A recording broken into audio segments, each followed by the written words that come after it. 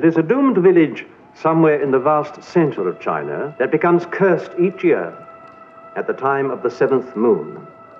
The whispered word is vampire. This is Mike Price, author of the Forgotten Horrors series of movie history books.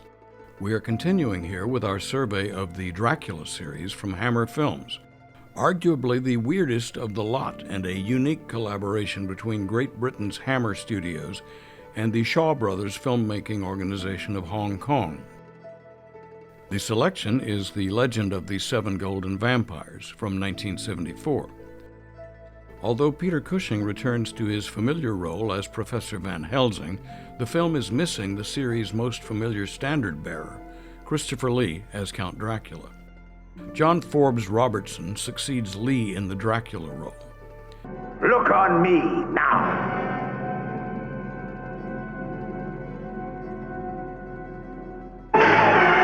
As Lee explained in 1999, the series had lost its appeal for me, what with Hammer's insistence upon coming up with a new Dracula title, it seemed, every year.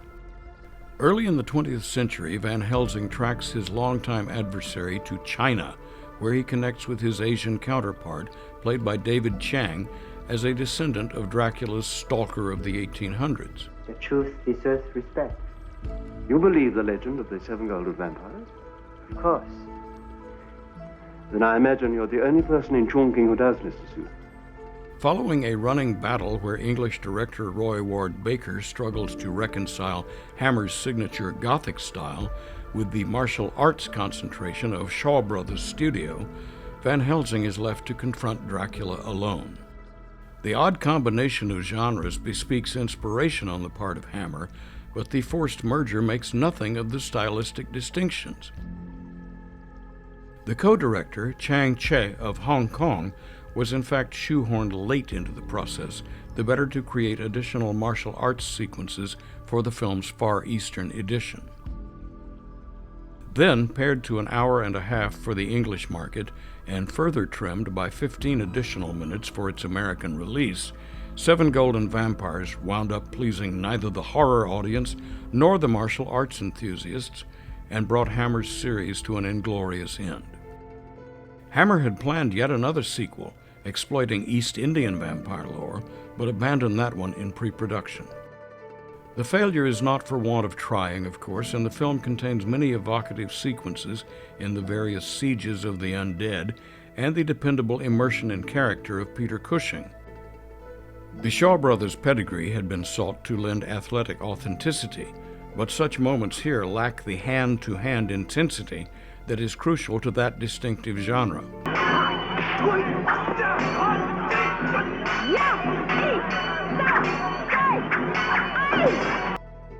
Hammer's script clerk, René Glenay, has attributed much of the stylistic disconnect to Baker's incomplete grasp of the language differences between the respective crews of Hammer and Shaw Brothers Studio. Is the mighty Dracula too frightened to reveal his face to me?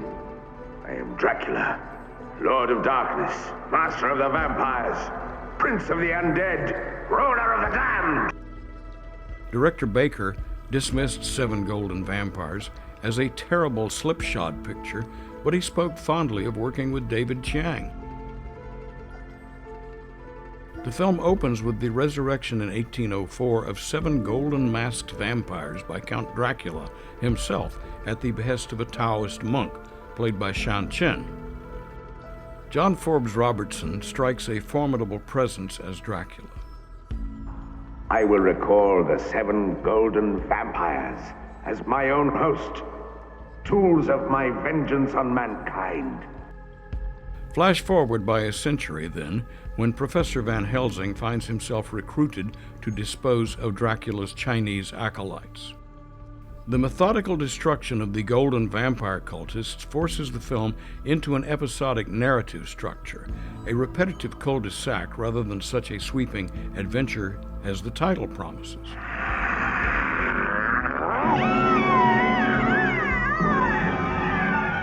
Roy Ward Baker's admitted discomfort with what he called that kung fu stuff seems to have kept him from appreciating the audacious stylistic experiment that Hammer Films had intended.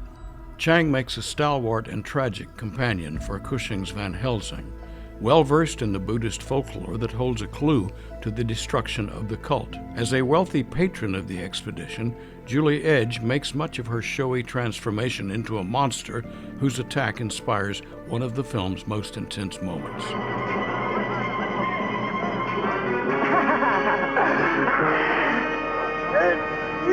More a film of scattered memorable moments than a coherent whole, Seven Golden Vampires at least celebrates the adventurous willingness of which Hammer was capable, even in its days of fading glory. The film is best enjoyed when seen in context with its 8 predecessors, which is what we've been suggesting all along here for our past 9 episodes. My name is Mike Price, and I am grateful to you all for your willingness to join us on our jolly post-mortem survey of Hammer's Dracula series.